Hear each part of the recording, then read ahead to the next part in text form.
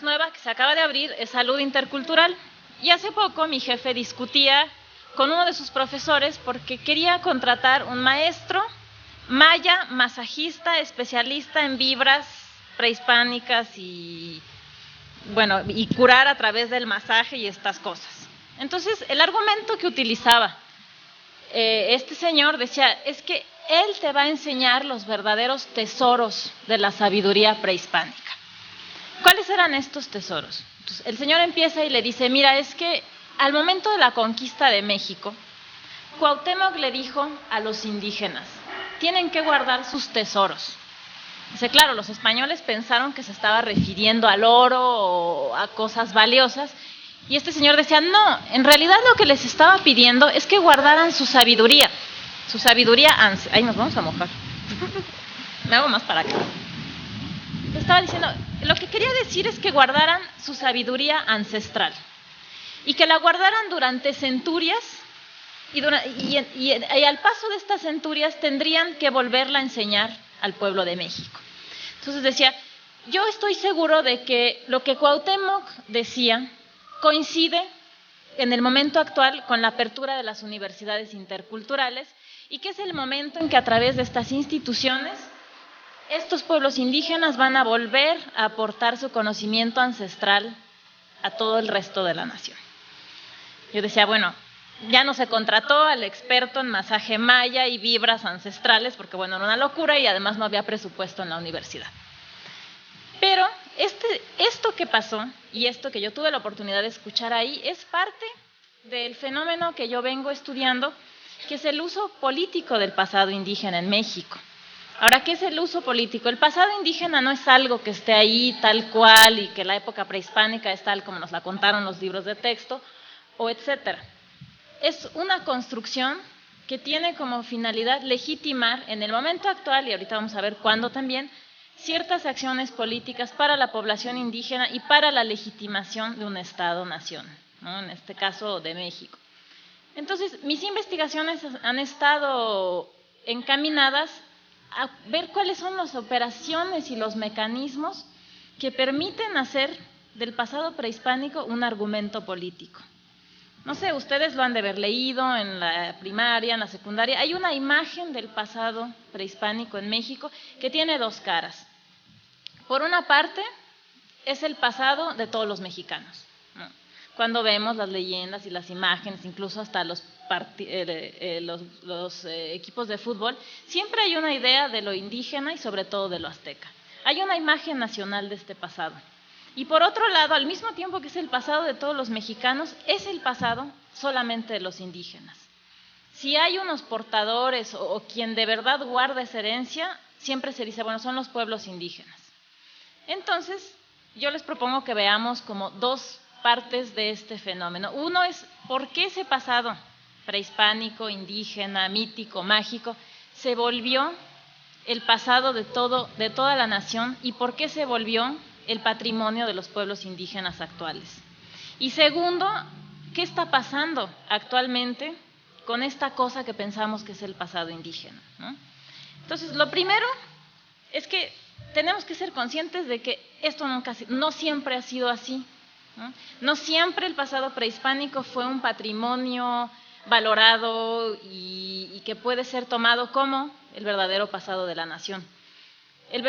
Yo siempre digo, ¿no? ¿Cuál es el tiempo histórico en donde surge el pasado prehispánico? Es el siglo XX. No es el preclásico, no son las civilizaciones olmecas y hasta la azteca, ¿no? En el momento de la conquista. El pasado prehispánico, tal como lo vemos, como lo usamos y lo conocemos, es una invención del siglo XX. Quiero decir invención no porque se lo hayan sacado de la manga, es el momento en que toma el lugar de importancia nacional que tiene ahora. Entonces, ¿cómo surge en el siglo XX este pasado prehispánico como patrimonio, como incluso patrimonio principal de los pueblos indígenas? Surge a partir de un gran movimiento político, ideológico y académico también, que es el indigenismo, ¿no? Sin el indigenismo no podríamos entender lo que está sucediendo con el pasado prehispánico. El indigenismo me refiero a una corriente intelectual, académica, ideológica que surge en el siglo XX. despuesito de la Revolución Mexicana, ¿no? Quieran ustedes 1920, ¿no? Y yo pienso que una de las obras principales para construir esta imagen del pasado indígena es el libro que se llama Forjando Patria, de Manuel Gamio. Y bueno, también su proyecto de ir ¿qué es eso? Es un celular. Y el proyecto arqueológico que tiene en Teotihuacán. ¿Qué pasa con el indigenismo? ¿Cuál es el valor del indigenismo en México? El valor positivo y también va a ser negativo. El indigenismo pone por primera vez en vínculo a los pueblos indígenas contemporáneos y a las civilizaciones prehispánicas. Antes del indigenismo no había un valor político del pasado prehispánico y tampoco había una serie de gestiones políticas y estatales sobre el pasado prehispánico. Es el indigenismo el que va a ofrecernos esta visión del mundo indígena. Entonces, este es digamos, la apertura, ¿no?, de la construcción, por eso titulé la conferencia, ¿no?, un nuevo pasado nacional. Este es como el germen de lo que hoy estamos viviendo respecto al pasado indígena. Entonces, ¿qué pasa? Tenemos el indigenismo que hace este vínculo con el pasado prehispánico. Ahora, ¿por qué? Porque en el momento posterior a la revolución hay una necesidad de formar un Estado-nación, hay una necesidad de rehacer lo que es la concepción de México. ¿Qué se necesita para formar este Estado-nación? Una antigüedad de la que hay que delimitarse. ¿Y cuál es la antigüedad que podemos encontrar en México? La de las civilizaciones prehispánicas. Entonces, tiene una función. La función del pasado prehispánico no es el redescubrimiento exotista, mágico del pasado indígena. Es lo que ese pasado puede aportar para la formación de un Estado-nación. Entonces, ¿cómo vamos a formar México? Bueno, vamos a encontrarle una antigüedad legitimadora, una antigüedad que funcione como lo que estaba antes, pero también como lo que hay que superar.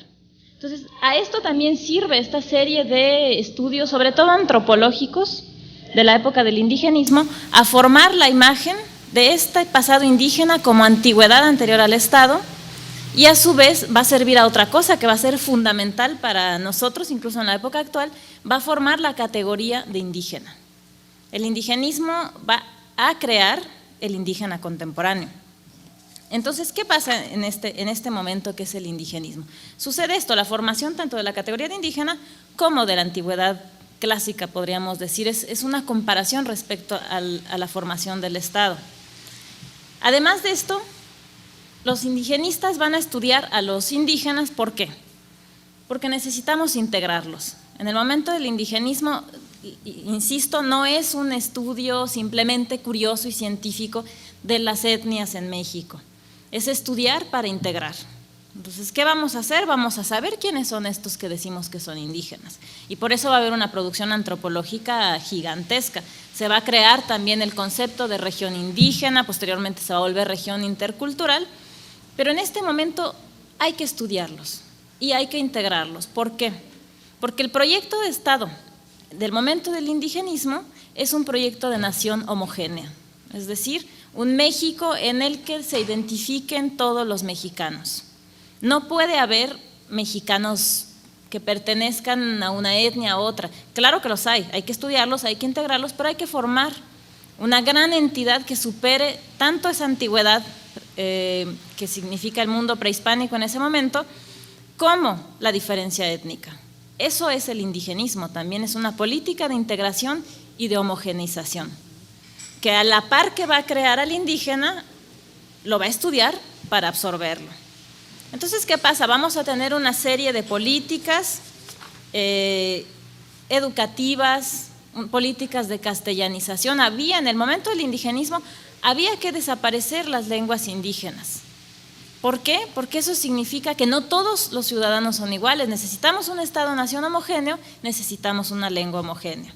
Ese va a ser el gran proyecto, uno de los proyectos de la Dirección de Educación Indígena también, que es, vamos a darles una sola lengua.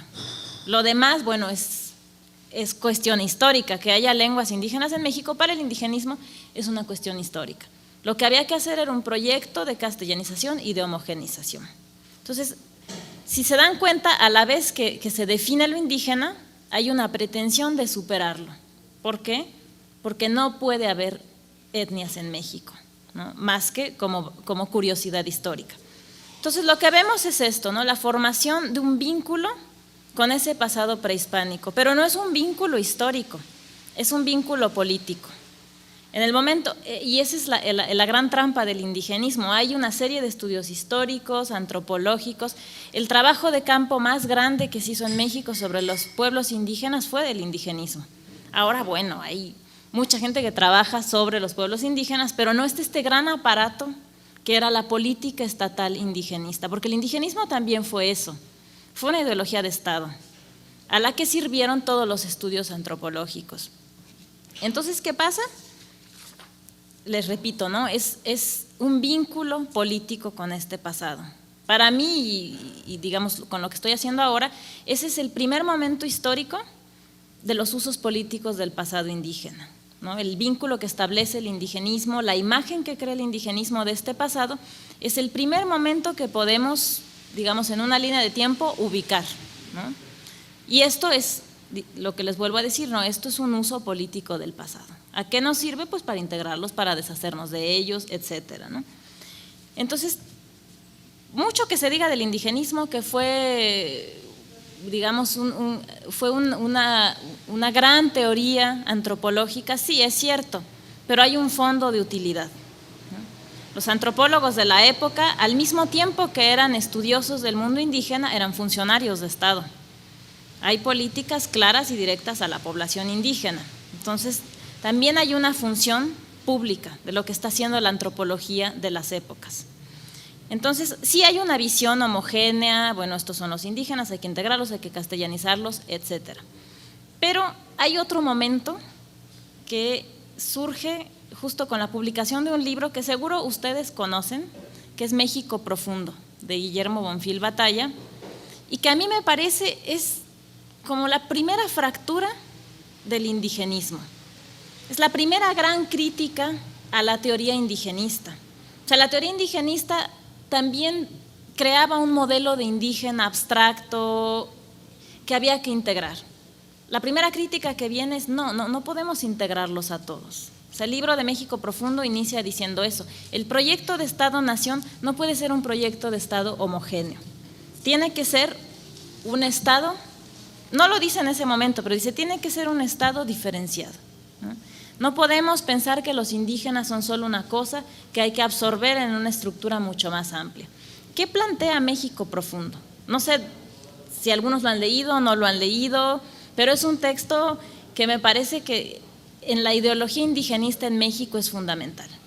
México Profundo plantea que la verdadera matriz cultural del país es mesoamericana.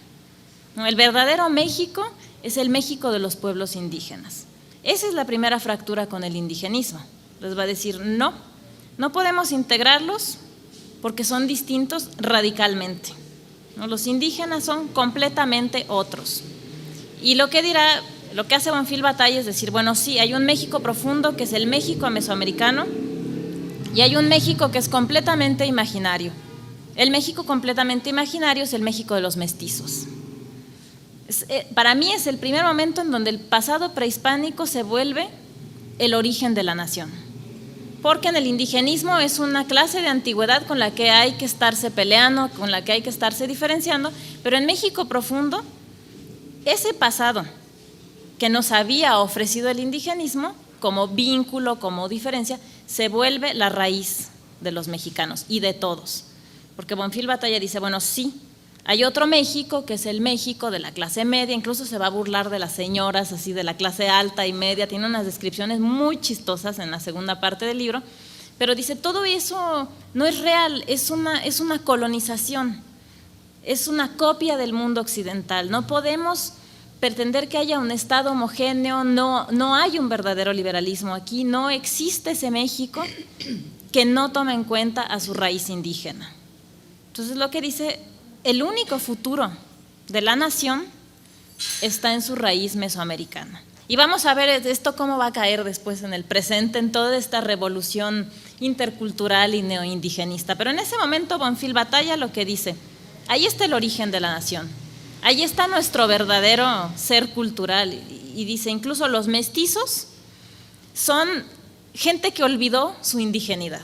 ¿no? Y un proceso de reindigenizarse sería lo único que nos permitiría un verdadero Estado-nación originario. Hay autores que dicen que lo que Bonfil Batalla planteaba era una modernidad mesoamericana, ¿no? Tenemos que volver a lo mesoamericano para tener progreso, porque sin la parte mesoamericana no puede haber progreso, ¿no? Solo recuperando nuestras raíces vamos a avanzar. No sé, seguro ustedes habrán oído en muchos lugares comunes, ¿no? Es que no reconocemos la parte indígena de México, es que no volteamos a ver a nuestros hermanos indígenas. Referencias sobran en México y seguro que ustedes las tienen muy presentes. Entonces, lo que Bonfil Batalla hace es radicalizar las ideas del indigenismo, ¿no? No solo valorar ese vínculo con el pasado prehispánico, sino volverlo la realidad de México, la verdadera esencia del país está en su profundidad histórica, que bueno, se remonta a las culturas, a todas las culturas prehispánicas. Y no necesariamente a todas, porque él pone un énfasis en la cultura mesoamericana. ¿Qué quiere decir? Que ya se barrió toda la parte norte de México. Aridoamérica nunca existió para Bonfil Batalla. Él habla principalmente de las culturas de Mesoamérica. Al final lo que va a proponer es precisamente esto: hay que recuperar a través de un proceso de conciencia el ser indígena de todos los mexicanos. Y tenemos que crear un Estado donde todos ellos tengan lugar como prioritarios. ¿Qué quiere decir? Necesitamos un Estado indígena. Bonfil Batalla no lo dice, pero entre líneas eso es lo que se entiende en México profundo. Todavía Bonfil Batalla me parece que es como el broche de oro que cierra la política, la ideología y la intelectualidad indigenista. Después Aguirre Beltrán le va a criticar en un artículo que se llama La obra antropológica de Bonfil Batalla, diría, bueno, es que este no entendió nada. No podemos hacer un México indígena, tenemos que hacer un México donde no haya diferencias étnicas. Le replica y bueno, tienen una pelea fortísima entre Bonfil Batalla y Gonzalo Aguirre Beltrán. Entonces, les digo, esto es lo que cierra, para mi concepción, seguro hay otras diferentes, lo que cierra el indigenismo clásico. Estamos hablando de 1987, cuando se publica México Profundo. Pero después viene otro momento que va a cambiar completamente la visión del indigenismo en México y que surge precisamente porque muchas de las políticas indigenistas en las regiones indígenas, en ese momento ya se perfilaba el concepto de región intercultural, pero no estaba muy claro. El momento que viene después del indigenismo y que va a ser fundamental y sin el cual no podemos entender el interculturalismo es el zapatismo. Y me parece que la crítica de Bonfil Batalla fue fundamental para los zapatistas, para esta idea del origen, de la base realmente mesoamericana, realmente indígena. Hay muchos de los comunicados que uno podría analizar paralelamente a México Profundo. Ahora, ¿qué pasa con el zapatismo? Para decir, bueno, no podemos decir, hay mucha gente que dice el zapatismo es un indigenismo. Yo tengo colegas que dicen, no, pues no significó nada, es una continuación ideológica de las políticas indigenistas. No, ¿por qué? Como les dije, el indigenismo es una política de Estado, es una ideología que legitima la construcción del Estado-nación. El zapatismo es una resistencia y precisamente va a surgir porque el indigenismo no funcionó. O sea, las políticas de castellanización ni acabaron con las lenguas indígenas, ni mejoraron las comunidades indígenas, ni nada por el estilo. Entonces, no quiero decir que el zapatismo represente todas las resistencias indígenas, pero sí representa el fracaso del indigenismo como política de Estado. Ahora, ¿qué pasa respecto del indigenismo con el zapatismo? Sí, es una resistencia, es un movimiento armado, ustedes ya saben lo que pasó en Chiapas y bueno, la intervención del Estado, del Ejército, etcétera. ¿Cuál es el vínculo que el indigenismo guarda con el zapatismo? Es la categoría de indígena. Ahora, los invito a pensar estas cosas porque a veces sí podemos hacer una historia lineal y que del indigenismo sigue el zapatismo y del zapatismo sigue el interculturalismo, etcétera, etcétera. Pero hay una serie de categorías que son fundamentales porque han construido identidades en México, ¿no? Yo, bueno, aquí mis colegas son historiadores, pero yo como filósofa pienso que en el nacimiento de los conceptos nacen también las identidades. Entonces, el indigenismo construye un concepto de indígena que a mi parecer y en mi perspectiva da continuidad en el movimiento zapatista y esta misma imagen de indígena y su vínculo con el mundo prehispánico. Hay unos comunicados del zapatismo que afirman esta idea, ¿no? Nosotros estábamos aquí antes de la conquista, nuestras tierras, el hombre blanco llegó y nos apirañó todo, ¿no? Y entonces la legitimidad del movimiento está en retomar también esta categoría de lo indígena como lo que estaba aquí antes, como lo ancestral, como la sabiduría milenaria. Esta idea de los zapatistas, de los hombres del rostro verdadero, ¿qué quiere decir? Son los hombres que tienen la profundidad histórica y la profundidad histórica les viene de este mismo vínculo que había en el indigenismo con el pasado prehispánico. Bueno, estas cosas las digo yo, no lo dice todo el mundo, pero sí hay una continuidad entre las categorías del indigenismo y las del zapatismo. ¿Qué pasa? Que definitivamente, pues no, ustedes lo saben, el zapatismo no es una política de Estado, es una política contraria al Estado. Y bueno, hubo los debates y los acuerdos de San Andrés y la Cocopa y todo esto que no acabó en nada. O sea, finalmente, si uno ve las cosas que se hicieron o no se hicieron en México, las reformas de las que ahorita vamos a hablar después del zapatismo son en muchos casos, si no opuestas, bastante diferentes a lo que planteaba el zapatismo. ¿Qué plantea el zapatismo en un inicio? Autonomía de los pueblos indígenas, reconocimiento y autonomía, poderse gestionar ellos mismos, poder tener sus propias leyes, sus instituciones y sus costumbres. Por eso no es una política de Estado. El zapatismo le reclama al Estado la autonomía y sin embargo mantiene una visión histórica que se parece a la del indigenismo. Yo por eso digo, el indigenismo trajo la cuestión indígena a México, ¿no? Con el indigenismo nace el indígena.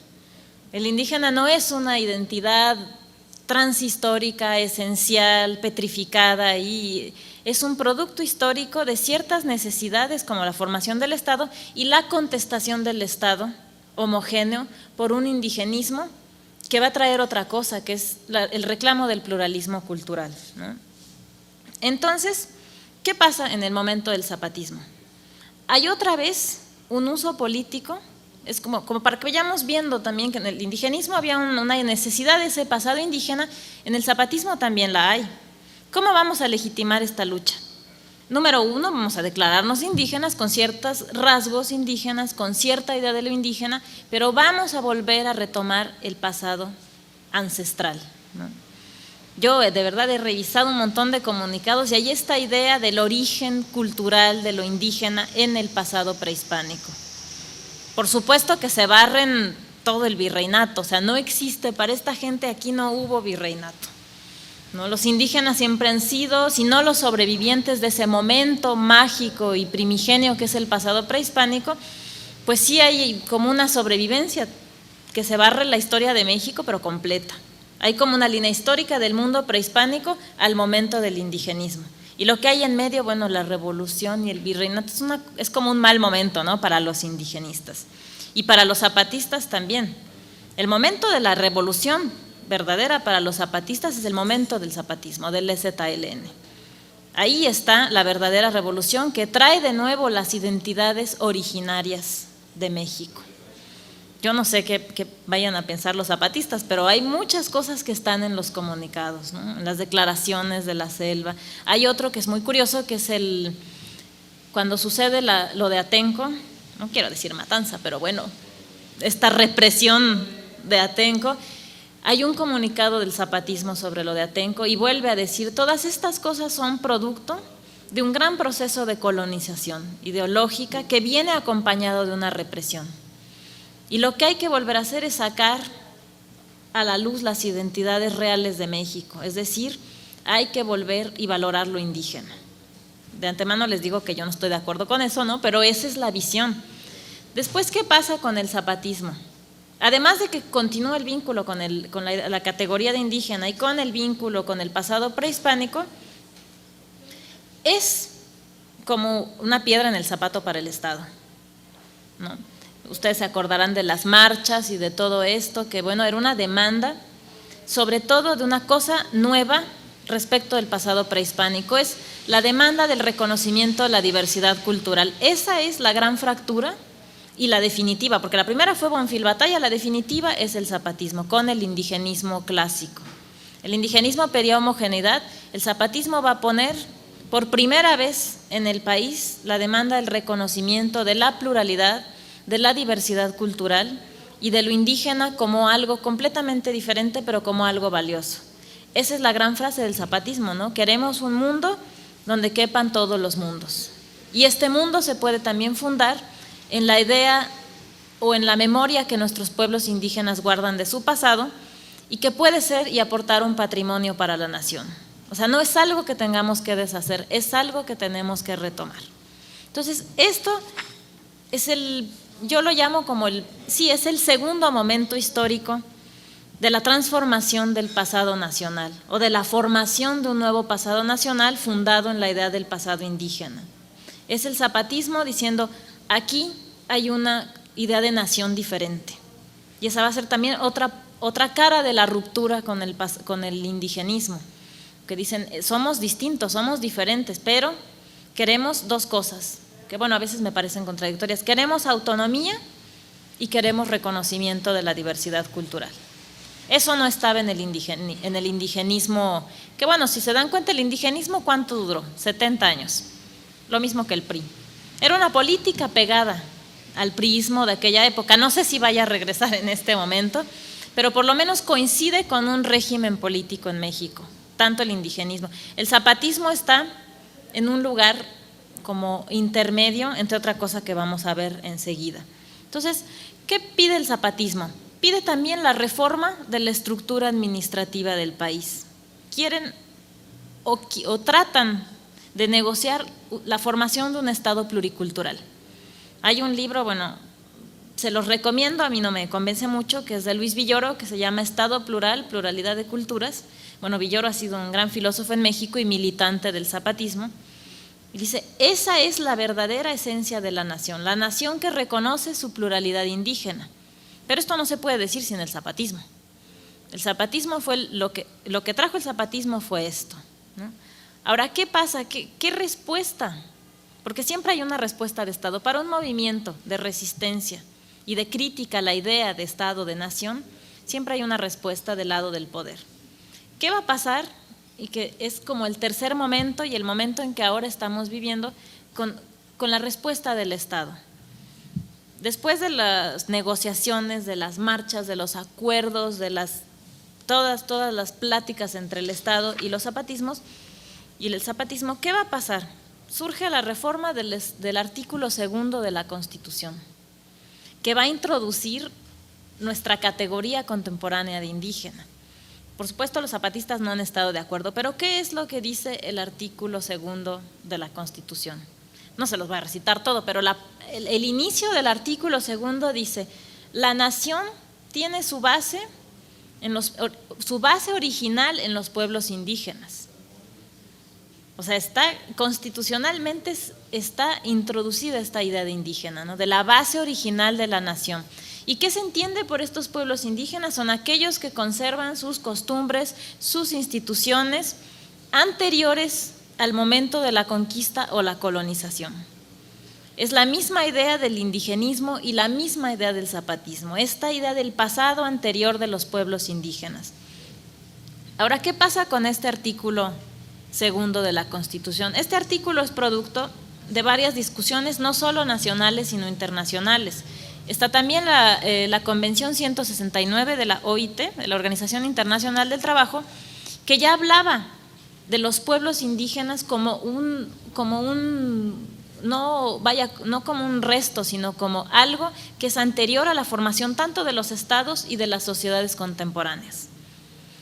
Está en el artículo 169 y también está en muchas de las relatorías de las Naciones Unidas, de los comisionados para los asuntos indígenas, esta idea de pueblo originario. O sea, el indigenismo forma esta idea del pasado indígena, de la identidad indígena, pero esta reforma posterior al zapatismo trae un concepto nuevo que es el de pueblo originario. ¿Qué es un pueblo originario? Yo les preguntaría a ustedes, ¿qué pueblo no tiene origen? ¿Hay un pueblo sin origen? Yo pienso que no.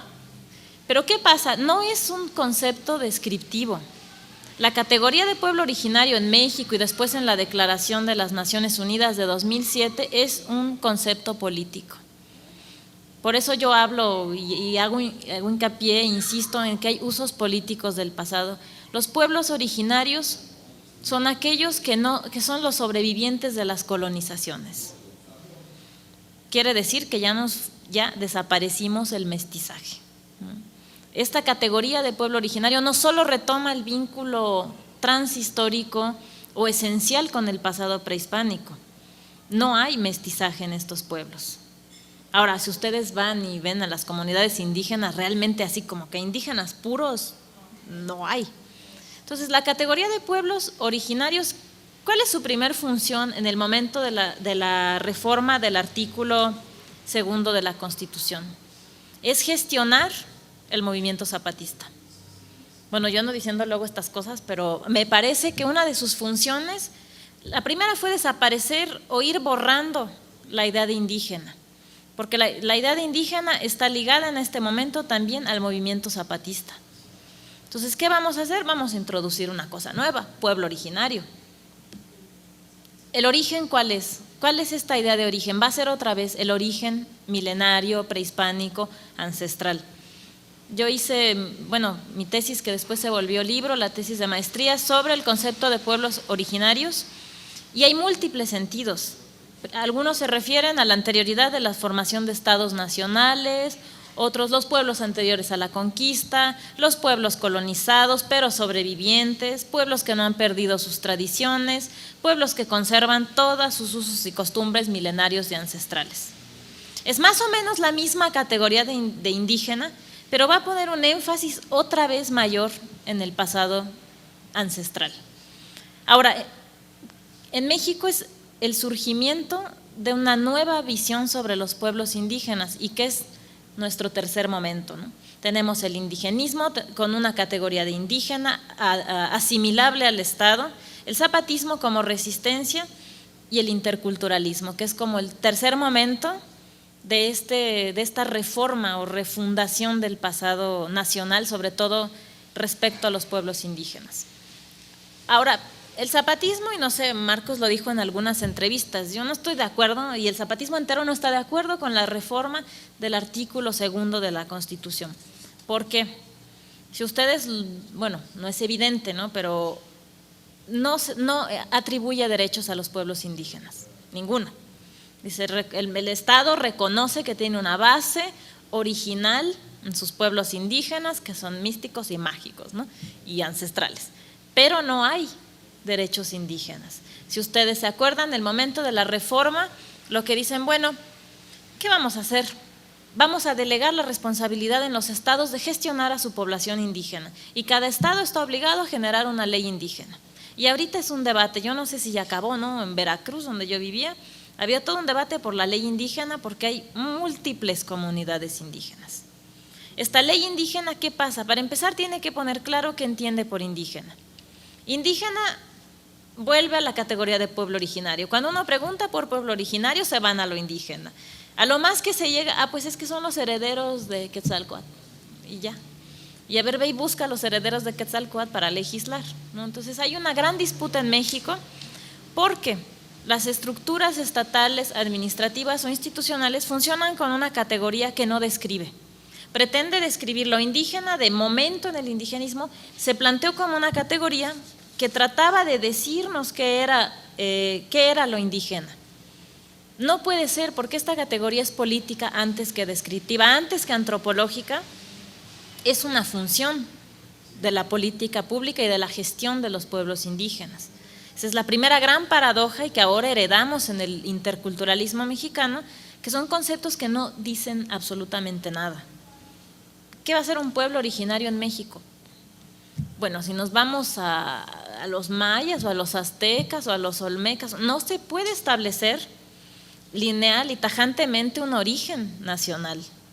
No existe, es una idea, pero es como un monstruo de varias cabezas, ¿no? La idea de pueblo originario. ¿Por qué? Porque en realidad surge como no quiero decirlo así, pero es una tentativa de neutralizar la resistencia zapatista. Ahora todo el mundo anda que los pueblos originarios y las lenguas de los pueblos originarios y las tradiciones de los pueblos originarios. ¿Por qué? Hay un artículo que yo también les recomiendo que se llama Multiculturalismo o la lógica cultural del capitalismo global, que es de un esloveno que se llama Slavoj Žižek, y él dice, ¿cómo podemos gestionar lo étnico o la diferencia étnica o las resistencias de grupos en el mundo del capitalismo? Vamos a celebrarlas. Entre más visibles las hagamos, más podemos controlarlas. ¿Qué es lo primero que pasa? El artículo segundo es la primera respuesta al zapatismo, y una respuesta que los zapatistas no reconocieron y el Estado después impuso con la tentativa de las leyes indígenas. ¿Qué pasa después con esta categoría? En 2003 se deshace el Instituto Nacional Indigenista, que bueno, olvidé decirlo, pero es el gran operador de la ideología indigenista durante el régimen priista, vamos a decirlo así. Era un gran organismo que gestionaba todas las políticas indígenas, rurales, educativas, de castellanización, eran gestionadas por el Instituto Nacional Indigenista, por lo menos en aquella época. En 2003, no es nada casual, después de la reforma del artículo segundo, el INI se deshace, la ley que deroga el INI, que después crea la Comisión de Asuntos Indígenas. Después de esto vamos a tener una multiplicación de entidades administrativas para gestionar a los pueblos indígenas. Yo no sé, el otro día estaba tratando de hacer una lista, no sé bien en cuántas vayamos, pero está la Coordinadora de Educación Intercultural y Bilingüe, está el Instituto Nacional de la Lengua Indígena, que ahorita veremos que es otro monstruo de 2 cabezas o 3, está la Dirección de Educación Indígena, bueno, esa es una heredera del indigenismo, están las comisiones sí creo que, bueno, son comisiones ya para víctimas y que son también indígenas. Hay muchas instituciones que hoy día se dedican a gestionar a los indígenas. ¿Qué pasó? Váyanlo como viendo, ¿no? ¿Qué pasó con el zapatismo? Ahora tenemos una serie de políticas que se ocupan de los indígenas. ¿Qué quiere decir? Hay como un mensaje subliminal. No hay más necesidad de resistencia cuando el Estado se ocupa de sus diferencias. Después va a venir otra cosa, que bueno, es lo y que tiene que ver con la anécdota que les contaba al principio, que es la creación de las universidades interculturales. ¿Qué es una universidad? La primera, creo, sí es la del Estado de México, justo donde yo trabajo, que es la Universidad Intercultural del Estado de México. Vean, el Instituto Nacional Indigenista se desintegra en 2003, el mismo año en donde surge la primera universidad intercultural en México. Ahora, ¿qué pretenden las universidades interculturales? En muchos de los documentos de creación, en los discursos de los rectorados, hay unas que son independientes, hay otras que dependen de estructuras universitarias más amplias. ¿Qué pretenden estas universidades? La primera idea es que es una formación adecuada para los pueblos indígenas.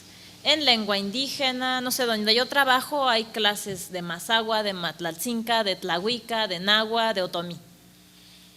Pretenden ser una formación adecuada a estas personas que son diferentes. ¿Por qué son diferentes? Por su origen cultural, histórico y su origen étnico.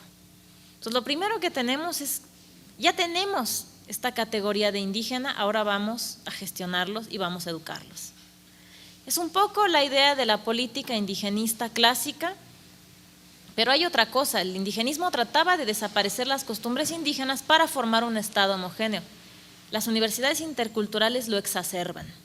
Hace rato comentaba con mis colegas que durante mi tránsito en las universidades interculturales, bueno, veía los documentos de creación, se pedía que el alumno fuera indígena, que trajera una carta del chamán, del abuelo, hasta del, no sé qué era, el jefe de manzana, que certificara la indigenidad del alumno.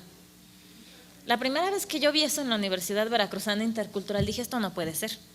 Fui a hablar con el director, le digo, ¿cómo es posible que pidan una carta que certifique casi la pureza de sangre indígena? Ahora era uno de los requisitos, después se modificó y bueno, si ya tenías bachillerato, si hablabas una lengua indígena, podías entrar a la Universidad Intercultural. Ok, ese es como el perfil de los alumnos. Pero vean cómo viene arrastrando esta categoría de indígena y que te certifiquen que tú vienes de una comunidad con usos ancestrales y de quién sabe qué época. Pero lo siguiente es, ¿qué pasa con la formación al interior de estas universidades? ¿Cuál es la idea de formación indígena? Esta formación tiene clases, bueno, para mí era una cosa alucinante durante la creación de las 2 licenciaturas de la UBI de Veracruz. Hay unas clases que se llaman Cosmovisiones 1, 2 y 3. Y otras clases obligatoriamente están animadas por chamanes de las regiones indígenas de Veracruz. No sé, imagínense ustedes que en su universidad les digan, bueno, hoy les toca ir al Temazcal a la sesión de hoy, ¿no? Y el examen parcial va a ser un rito de danza prehispánica. Eso pasa en las universidades interculturales. Es una formación adecuada para esta población indígena. Yo siempre digo que no estamos lejos de la educación de cuotas. A ver cuántos indígenas se admiten o cuántos indígenas no se admiten.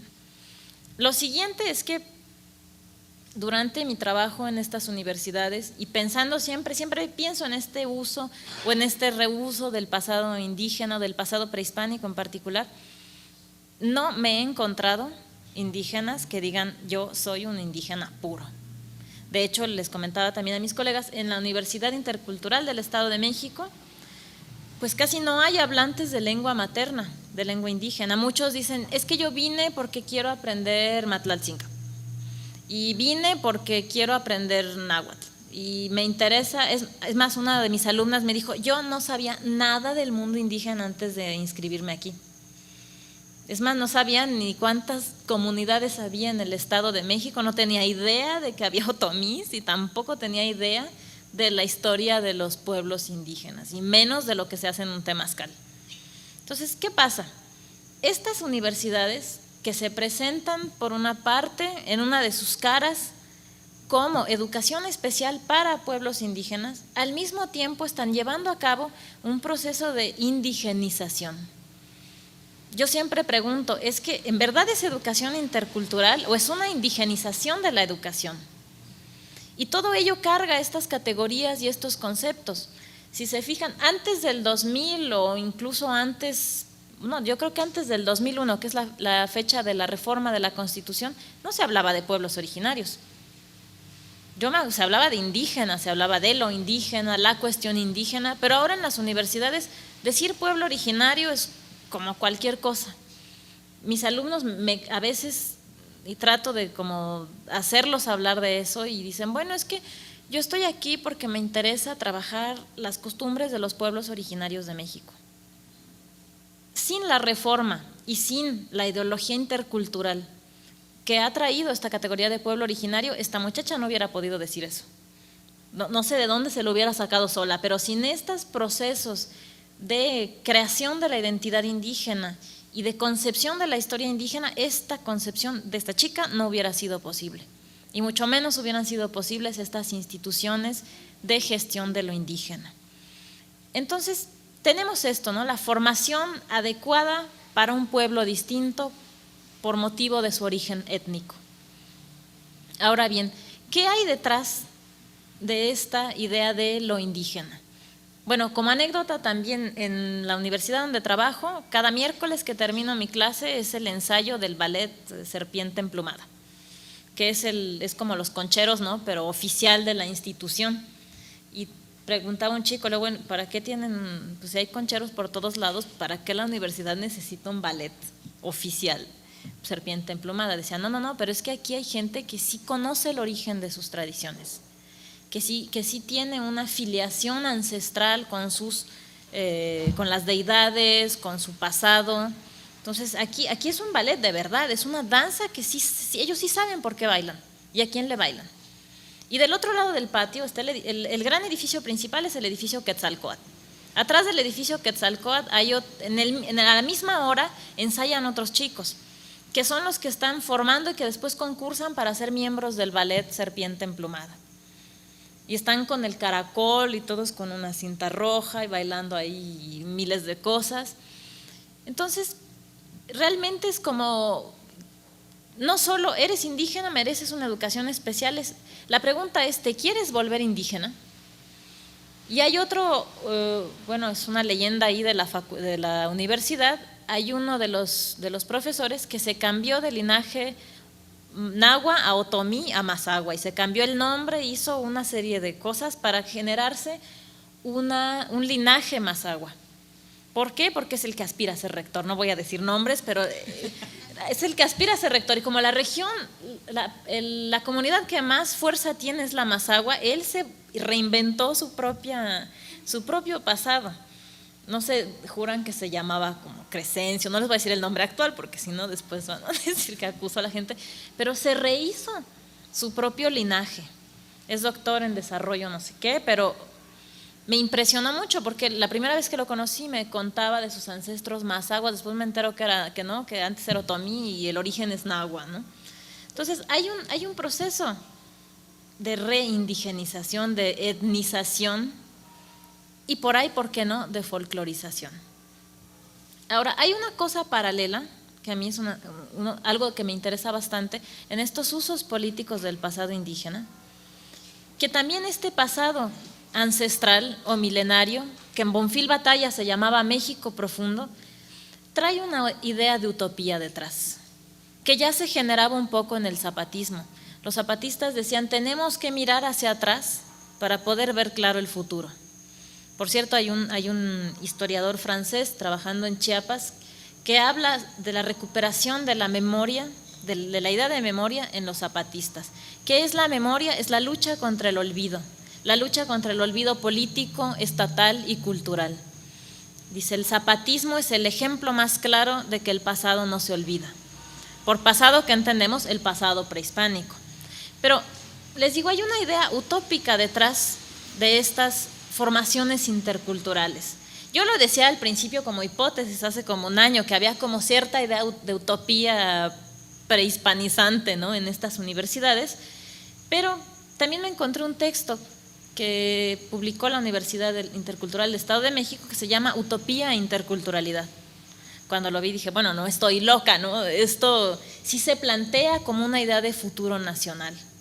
Y después, y esto sí se los voy a leer, hay otro programa en la UNAM que se llama México Nación Multicultural que beca a los indígenas para que estudien varias carreras. Cuando leo uno de los pocos textos del director del programa México Nación Multicultural, me encuentro con la siguiente cita que tiene que ver con esta idea de la utopía de lo indígena actual. Y dice, el libro se llama México, Identidad y Nación, es del doctor José del Val, que es antropólogo y director del programa México Nación Multicultural. Y bueno, a mí no sé qué les vaya a parecer a ustedes, a mí sí me sorprendió. Y dice, el occidente no ofrece hoy expectativas a mediano plazo a nadie. Más allá de las amenazas nucleares, el futuro se dibuja en la destrucción del planeta, sus ecosistemas y sus habitantes. Como modelo para la organización y la convivencia humana está derrotado.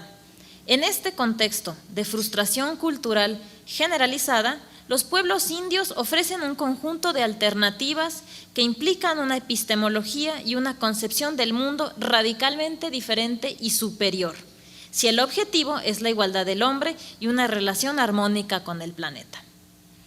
Entonces, ¿qué quiere decir? En el mundo ya no hay esperanzas. ¿Y cuál es el movimiento más común? Vamos a voltear hacia atrás. Entonces, esta idea, bueno, yo cuando leí este texto de José del Val dije, pues sí, efectivamente hay una idea de utopía en lo indígena. Ahora, ¿de qué dimensiones es esta utopía sobre el pasado prehispánico? Ahora, es una mistificación del pasado prehispánico. Cuando vemos a estos chicos en la universidad bailándole ahí a Quetzalcóatl, no es solo porque tengan clases, es porque hay una idea que hay que recuperar esas tradiciones vencidas, perdidas, que parecían escondidas para siempre, porque en ellas hay una fuente de futuro, y que es más o menos lo que dice José del Val. Ahora, vuelvo a la pregunta, ¿cuál es la dimensión de esta utopía? Es una dimensión nacional e internacional, que son como las dos caras de esta idea de futuro. La dimensión nacional, ¿cuál es? Es la utopía nacional de la diversidad cultural. ¿Para qué queremos recuperar a los pueblos indígenas? En alguna parte para rescatarnos de un futuro bloqueado y un pasado, y bueno, un presente que ni les cuento porque ya todos lo sabemos. Entonces, ¿qué pasa? Hay que valorar esas tradiciones perdidas. Internacional, ¿por qué? Nos parece un poco curioso, ¿no?, este despertar indígena, como le llaman algunos. Hay un antropólogo chileno que el movimiento zapatista y esta caída del indigenismo clásico le llama emergencia indígena en América Latina, ¿no?, y particularmente con el zapatismo en México. ¿Qué pasa también en el mundo entero?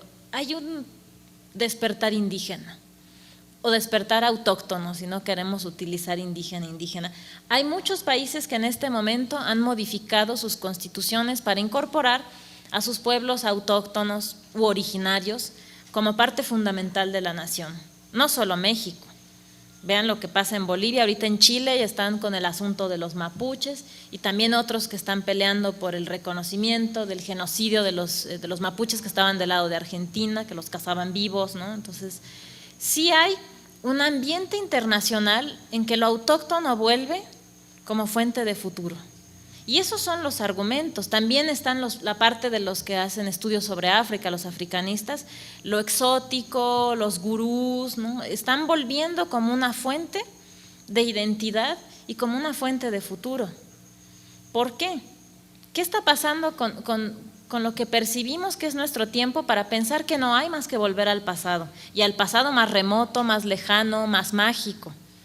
Entonces, esta es una parte que también yo siempre hago hincapié, no solo es lo que está pasando en México, es lo que está pasando por todos lados. ¿Cuál es una muestra de esta, digamos, globalidad de la cuestión étnica o autóctona? Es la Declaración de la ONU del 2007. ¿Qué pasa? Es la Declaración de los Derechos de los Pueblos Indígenas o autóctonos, no me acuerdo exactamente cómo dice, pero ¿qué significa esta declaración? Es la materialización de todos estos años en que se ha venido discutiendo lo étnico en el mundo entero.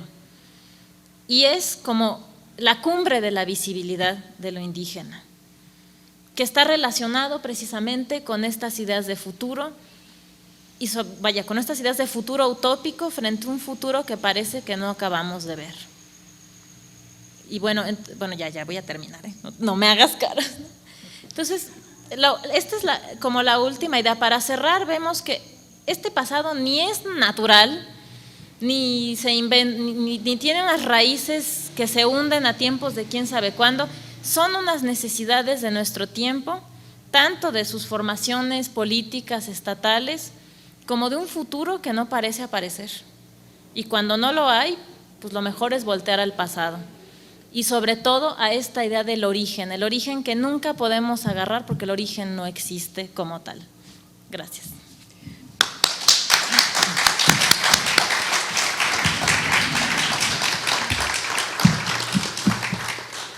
Muchas gracias, Miriam. Y bueno, pues abrimos aquí para posibles preguntas o comentarios o cuestionamientos. A ver quién. Si alguien es zapatista. No sé si alguien quiera hacerle alguna pregunta o a la maestra. Entonces, ¿usted está de acuerdo con esta idea de retomar esta vista al pasado y volver a vivir, sí, con estos valores? Bueno, claro que no se puede volver a vivir porque pues la época es muy diferente, pero sí se pueden retomar y tratar de adaptar e integrar.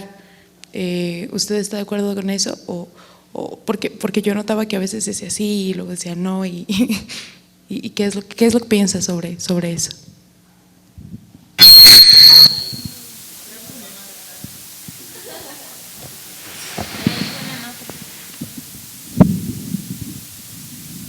Pues hay como dos niveles de respuesta. No estoy de acuerdo con la visión del mundo indígena contemporáneo, porque parece que lo que es el mundo indígena son los restos de una antigüedad perdida que hay que recuperar como sea, ¿no? ¿Qué pasa? ¿Por qué no estoy de acuerdo? Porque eso quita o impide comprender lo que son realmente las comunidades étnicas o los que hablan otra lengua en México. No tenemos categorías para pensar lo que son las comunidades hoy dichas interculturales o indígenas. Y mientras sigamos con esta visión de es que son los herederos de Quetzalcóatl y de los dioses aztecas, o hasta ahí llega, ¿no? A veces, no vamos a entender qué está pasando con ellos, ¿no? Y mientras sigamos promoviendo esta visión del pasado prehispánico, tampoco va a haber oportunidad, por ejemplo, a resolver verdaderamente la cuestión zapatista. Si se sigue viendo esta cosa como un asunto de gestión nacional y de creación de un montón de políticas autoctonizantes, no vamos a poder entender a los pueblos indígenas como pueblos del presente. Por eso no estoy de acuerdo, no son estos pueblos prehispánicos perdidos, son pueblos del presente y tendríamos que entenderlos desde ahí, como pueblos también que han pasado por mestizaje, por procesos históricos que no se van a entender por su herencia con el mundo prehispánico. Tenemos que repensar el virreinato y cómo se crearon ahí ciertos rasgos de los pueblos indígenas contemporáneos. Por ese lado no estoy de acuerdo, pero sí estoy de acuerdo a que sí tiene que haber un respeto por las diferentes prácticas culturales. En ese nivel sí. Hay muchas prácticas que sean o no sean prehispánicas, son reales. Y la gente tiene modos de producir sus cosas, de vivir su vida, de hablar sus lenguas, que de alguna manera tienen que tener lugar. Pero no porque sean pasadas, sino porque son actuales. No sé si contesto tu… O sea, sí y no, ¿no? Sí. No, bueno, está bien. Pero entonces usted, ¿cuál cree que sería una propuesta para como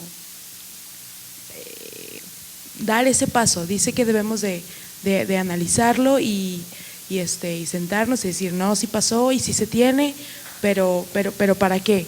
¿Qué es lo que cree que debería de seguir? ¿Cuál es? Una pregunta muy difícil. Número uno, no sé qué va a seguir del interculturalismo y de esta gestión de lo indígena, pero lo primero que hay que hacer es dejar de pensar en estas categorías: indígena, originario, autóctono. Eso es lo primero, porque eso sigue perpetuando una idea de lo salvaje, lo exótico, ¿no? Hay que olvidar, no olvidar, pero sí tomar con mucho cuidado estas categorías. Toda categoría tiene su historia. Esa historia no es fácil de deshacer ni de reformular, pero hay que intentar traspasar las barreras de estas fronteras entre el civilizado y el salvaje, ¿no? Que están detrás de esto. No sé si también contesto. Creo, no sé qué vaya a pasar, no me toca, ¿no? No es futuróloga. No soy futuróloga. Nada más soy filósofa, pero sí creo que deberíamos dejar de lado estas categorías, ¿no? Buenas noches. Bueno, creo que igual y la respuesta ya me la dio, pero me gustaría también, se me hace interesante la forma en que se hace alusión a que a veces el mirar hacia el pasado nos hace comprender nuestro presente y ver hacia el futuro.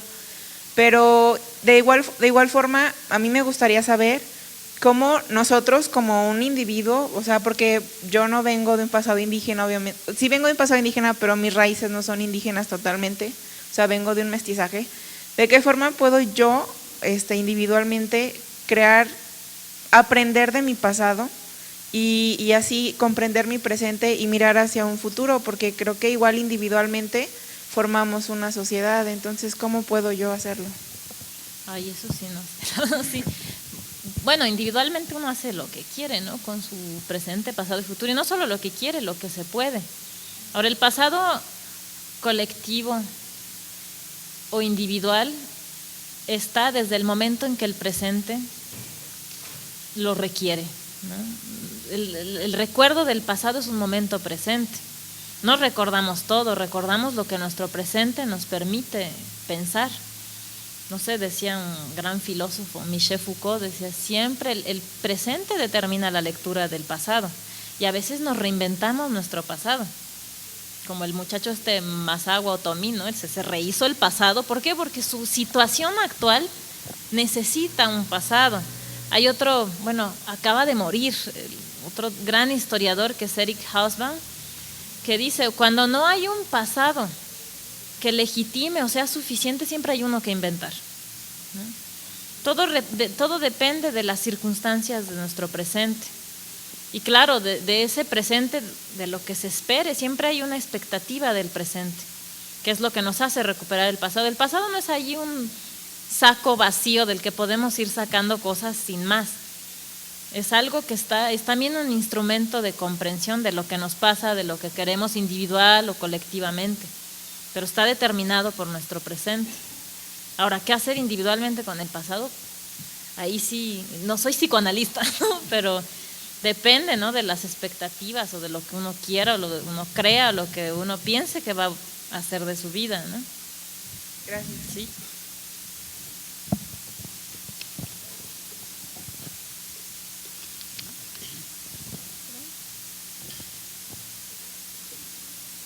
Va a salir ahí con un rifle zapatista. No es cierto.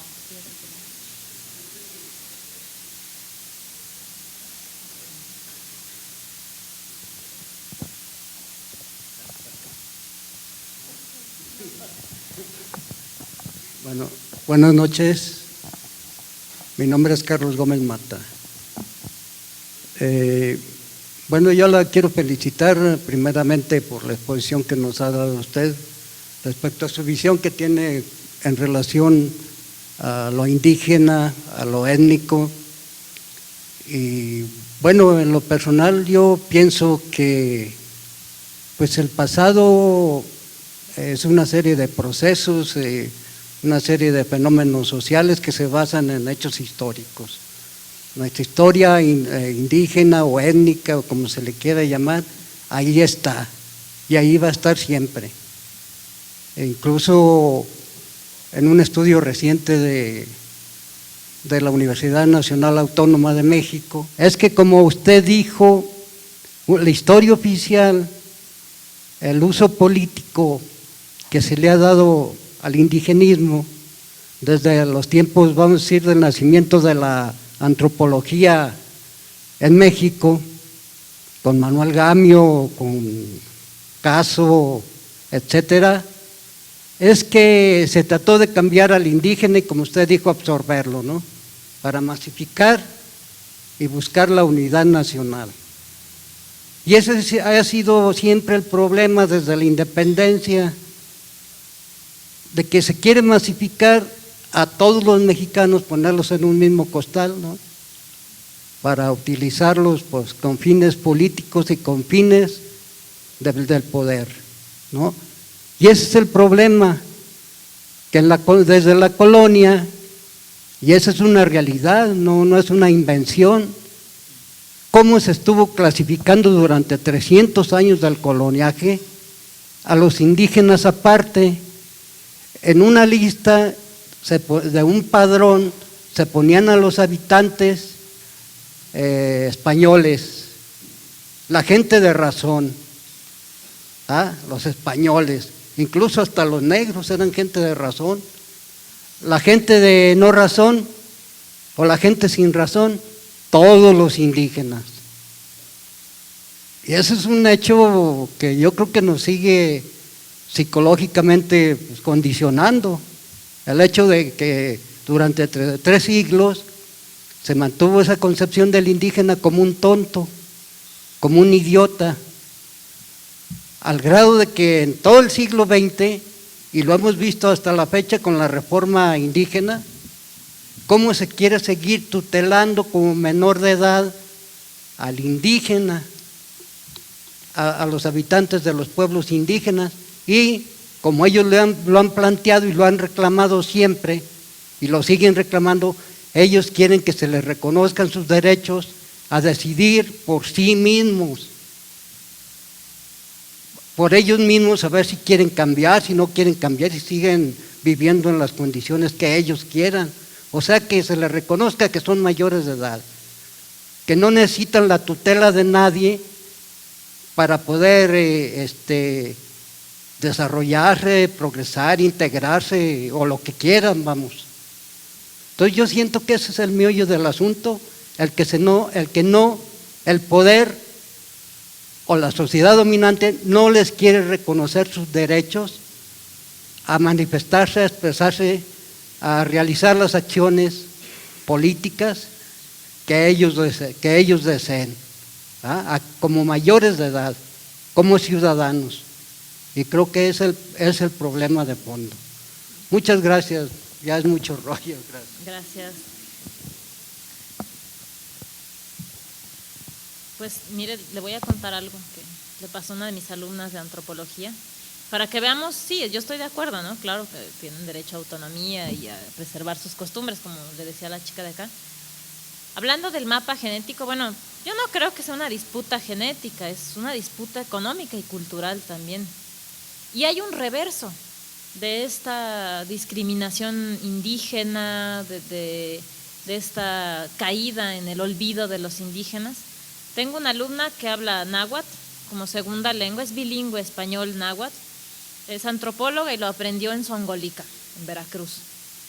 Y acaba de entrar al posgrado en estudios mesoamericanos y vaya, no pensaba ella que fuera candidata para la beca de la UNAM.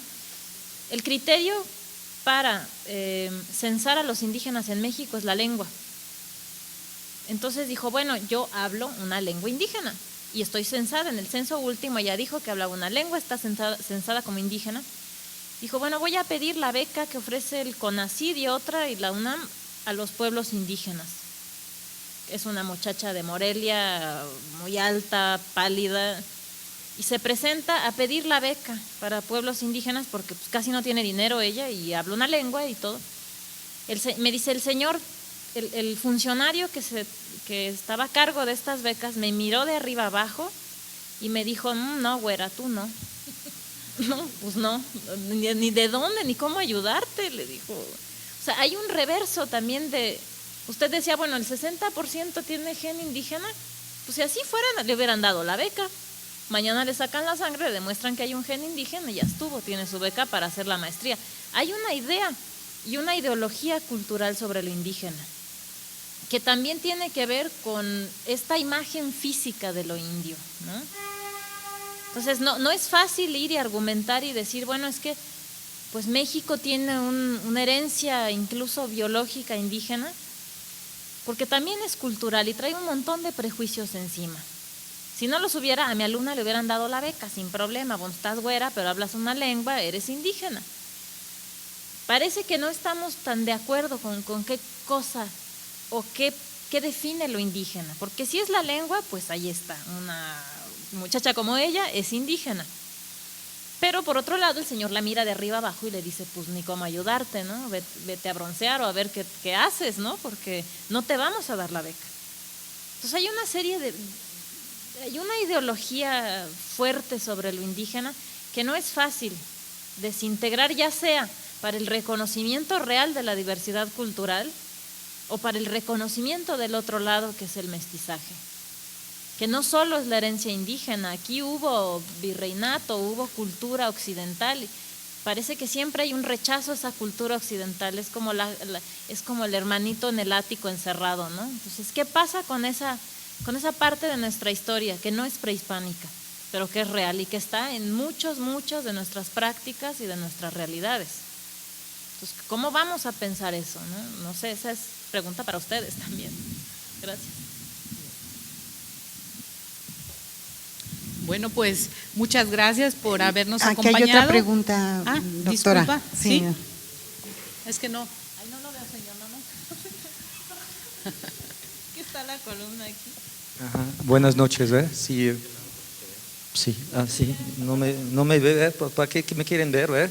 Más bien que me escuchen, ya con eso. Pues yo, o sea, no voy a contar mi vida, pero soy francés, ¿no? Entonces yo estoy pensando, usar el proceso lingüístico, por identidad, etcétera, ¿no? Entonces, por ejemplo, vamos a tomar Paraguay. Ya ve que el guaraní, de lo que a raíz de la pregunta del maestro y usted de la respuesta, ya ve que ellos es castellano y guaraní. Y el simple hecho de poner oficial el guaraní, mucha gente estaría en contra aquí, obviamente había muchas razones siempre, pues hay razones por estar en contra de todo. Bueno, pero hay como aquí una integración que no es política. O sea, vea que no va hacia las comisiones, que en el 93 cambiaron a las comisiones. Y ahora vamos a mi tierra, a Francia. No los puedo llevar, ¿verdad? El avión ya está completo. No, vamos a Francia. El bretón, ¿verdad? El provenzal y todo esto, que se habla, ¿verdad? O sea, las cifras, por ejemplo, el sábado en radio, hablé de la cifra oficial, ¿verdad? Que habla náhuatl, por ejemplo, que es la ñamas, que es 2.470.000 y pico de personas que dicen hablarlo porque lo hablan, porque se identifican con esta lengua, ¿verdad? Hay una identificación ahí, una identidad, ¿verdad? Una toma de identidad. Entonces, ya ve que en Francia, obviamente la lengua francesa sigue siendo el francés, pero ya el bretón, el provenzal y otras 5, ¿verdad? El occitano y todo esto, ya regreso ya son lenguas oficiales, ya no son dialectos y todo esto, y esto de las interrogantes que puso en su conferencia, pues la reduce esto de mitad, a nivel individual o colectivo. ¿Cómo? Sí, o sea, ya ve que las interrogantes de dónde estamos, de dónde empieza la historia, y lo original y lo autóctono y lo prehispánico, el hecho de integrar unas lenguas que, ¿cómo le quieren llamar? ¿Verdad? Históricas, autóctonas, indígenas, ¿verdad? Y todo esto reduce dónde estamos y a dónde vamos, a nivel individual y a nivel sociedad. Bueno, no sé ahora que... Sí, o sea, ya ve que no voy a lo genético, voy a lo lingüístico, ¿no? ¿Verdad? Que es cultural, ¿verdad? Y la cultural, o sea, existe, ¿verdad? Desde que existe el ser humano, pues, ¿no? Sí, ya ve que es más la cuestión que el zapatismo, que el indigenismo, que si no es, cuándo es y todo esto. Pues la lengua, ¿verdad? O sea, es un punto de apoyo sustentable, ¿no? Sería interesante ver qué dice un lingüista, ¿verdad? Ahí o varios, ¿verdad? Americanos sobre este tema. Porque rebasa la cuestión política o genética, pues, ¿no? Hay un proceso extraño también que yo repito, ¿no? Que he vivido en la universidad.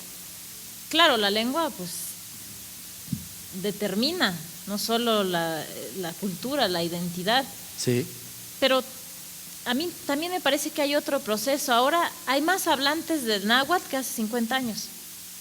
Hay gente que no hablaba y que se vuelve a identificar con esta lengua y que tiene la intención de aprenderlas. Igual los bretones, hay gente que está estudiando bretón, que no hablaban y que ahora se ponen a estudiar bretón. ¿Por qué? Hay ciertas necesidades. La identidad no es una esencia, no es una cosa que está ahí y que siempre va a estar. Hay necesidades identitarias y de reafirmación. ¿Y por qué? Porque necesitamos un lugar político, personal. Este muchacho que se cambió de Otomí a Mazahua y de no sé qué, se reinventan y se puede mutar de identidades, dado que no es una cosa esencial. Eso también es una parte de la libertad. No vamos a hacer, yo conozco veracruzanos que ahora dicen que son regiomontanos y viceversa, y que incluso adquieren hasta el acento de Monterrey. Hay necesidades identitarias por razones personales, por razones políticas, por razones culturales. Yo tengo amigas en Francia que ahora hablan español, mexicanas con acento francés, ¿no? Entonces, ¿qué pasa? Hay algo que nos lleva a rehacer y reinventar nuestras identidades. Y les repito, ahorita y con el trabajo de las universidades interculturales, el número de hablantes de lenguas indígenas ha crecido monumentalmente. Están realmente haciendo un trabajo de, no sé cómo llamarlo, pero de reactivación de las lenguas, porque también es una reactivación de la identidad. Esto no quiere decir que haya indígenas originarios ni puros, hay procesos que tienen necesidad de ciertos fenómenos culturales o identitarios, y que siempre va a ser así, ¿no? Si no, la historia de la humanidad no existiría, ¿no? Si no hubiera reinvención de culturas, de pueblos, de personas, de historias personales, no habría historia. La raíz de todo es que hay cambio, y el cambio solo es posible porque no hay esencias, ¿no? Ni petrificadas que están ahí, ¿no? Bueno, no sé si contesto un poco su pregunta, pero... Buenas noches. Se habla mucho de los indígenas, que se quiere conservar sus tradiciones, sus usos y costumbres, pero también hay un choque actualmente con la Constitución mexicana, ¿no? Vamos a hablar, ellos quieren ser autónomos y gobernarse por sí mismos, pero están dentro de un espacio regidos por una constitución, y es donde ha habido un choque muy fuerte, como lo hemos visto en Oaxaca, como lo hemos visto en Michoacán, y actualmente no sé si esto a la larga vaya a traer serias consecuencias. Pues yo he pensado un poco en eso y a veces me pregunto si no hay una paradoja en esta demanda de autonomía y a la vez de integración y de reconocimiento. ¿Por qué? Porque, por ejemplo, los zapatistas, ¿no? Queremos autonomía, pero también queremos una reforma de nación. Bueno, ¿qué clase? O sea, hay que definir qué se entiende por autonomía y qué se entiende por integración, porque o eres autónomo o estás adentro. Entonces, sí puede haber, y sobre todo porque, vuelvo a lo mismo, porque el proyecto de ley indígena y la reforma constitucional están montadas en el concepto ya sea de indígena o de pueblo originario. Es una abstracción que no describe la diversidad cultural. O sea, en México las comunidades indígenas son muy diversas. Yo lo veo en la universidad, las 5 regiones no se entienden, y los otomí se odian con los tlahuicas y los tlahuicas con los mazaguas, y no se identifican unos para nada con los otros, de los que realmente se dicen que son, porque están los otros que van porque quieren serlo. Entonces, estos conceptos que ahora se han convertido en instrumentos legales, en la reforma y en el proyecto de ley indígena, realmente no abarcan. O sea, yo no estoy, digamos, sí critico el uso político del pasado indígena, pero no estoy en contra de la diversidad real de las comunidades, simplemente que creo que estas categorías no nos alcanzan para pensarlas y que más bien se vuelven en abstracciones que nos van a llevar a eso. Bueno, es que todos los indígenas quieren autonomía, eso no es cierto. O los pueblos originarios demandan su independencia cultural y lingüística. ¿Cuáles? Porque hay muchas variantes de lenguas y de culturas indígenas, si uno quiere, en México, ¿no? Entonces, por ahí también iría, ¿no? ¿Hasta dónde alcanza un proyecto de ley indígena con esos conceptos? ¿Y cuáles otros necesitaría para realmente volverse operativa? No sé si le contesto. ¿Alguien más desea hacer otra pregunta?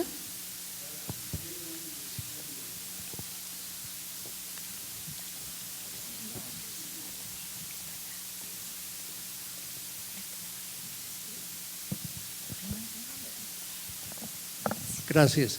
Nada más brevemente, en el concepto que hablaban de la reforma y la ley indígena relativamente reciente, hay que recordar que hasta más o menos 1828 en el caso de Jalisco y a nivel nacional en otras regiones, los pueblos indígenas, en el caso de Lagos de Moreno, hay todavía 3 comunidades de origen indígena que fueron constituidas a partir del siglo XVII como repúblicas de indios autónomas, con autonomía, con sus propios alcaldes, con su regidor, con su alguacil, y claro que era una autonomía relativa.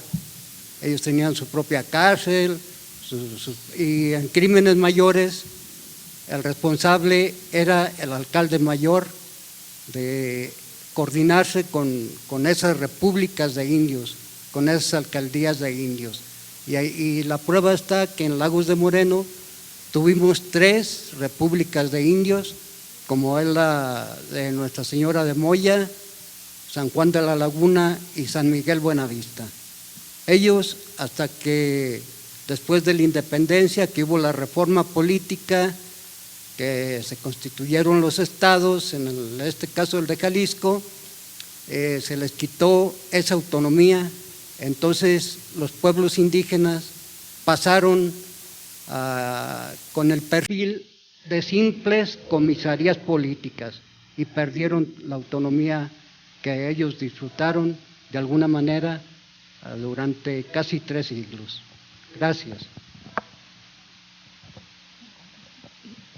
Bueno, pues ahora sí creo que ya oímos la última participación del público y les agradecemos pues que nos acompañaran. Le agradecemos a la doctora Miriam pues su agradabilísima, interesantísima conferencia y bueno, los esperamos para